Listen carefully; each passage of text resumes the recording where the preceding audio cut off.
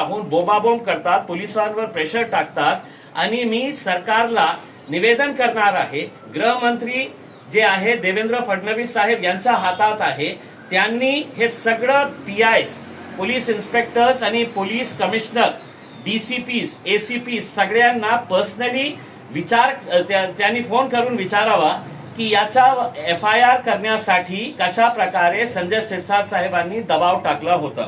त्यांचा उद्देश एकच असणार आहे की मी जे मुद्दे उपस्थित केलेले आहे त्यांनी पहिले काही गुंडांना पाठवण्याचा प्रयत्न केला की माझ्या घरावर ते शेण टाकणार आहे, म्हणजे मुद्दाला डायव्हर्ट करण्याचा एक पहिला षडयंत्र होता, त्याच्यामध्ये त्यांना सक्सेस मिळालं नाही।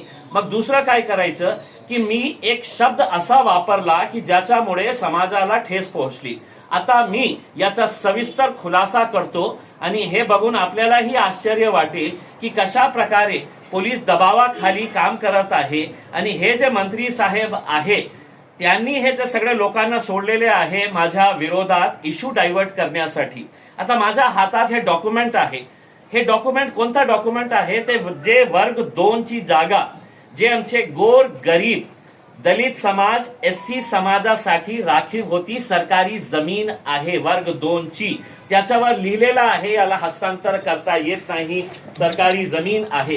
हे जे डॉक्युमेंट आहे ते 10 एकर जागा जे संजय शिरसाट साहेबांची आपल्या 2 मुलांच्या नावावर ट्रान्सफर करून घेतली, कलेक्टर ऑफिसला दबाव टाकून।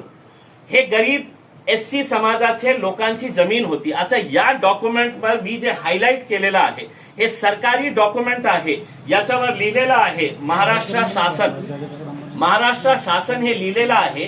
त्या सरकारी डॉक्युमेंटवर जेव्हा ते ट्रान्सफर केलेली आहे लँड दुसऱ्यांच्या नावावर तर त्याच्यावर लिहिलेलं आहे हरिजन म्हणून दिलेली आहे। हे सरकारी डॉक्युमेंट्स एक वेळा नाही 2 वेळा लिहिलेले आहे तिथे, मी फक्त वाचलो होतो।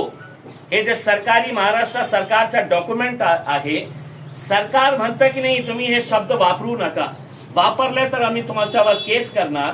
मग आता मी संजय शिरसाट साहेब आणि जे लोक माझ्या विरोधात पोलीस स्टेशनच्या समोर जाऊन बोंबाबोंब करत होते, माझी त्यांना हात जोडून विनंती आहे, आपल्याला ठेस पोहोचली, इम्तियाज जलीलने हे शब्द वापरला, पण इम्तियाज जलीलने हे शब्द कुठून आणला तर हे राज्य सरकारच्या महाराष्ट्र सरकारचा डॉक्युमेंट आहे, त्याच्यावर लिहिलेला आहे हे शब्द। आता तुम्ही कलेक्टर साहेबांच्या विरोधात एफआयआर रजिस्टर करा, रजिस्ट्री डिपार्टमेंटचे जे रजिस्ट्रार आहे ज्यांनी हे इश्यू केलेले आहे डॉक्युमेंट्स त्यांच्यावर एफआयआर रजिस्टर करा, महसूल विभाग ज्यांच्या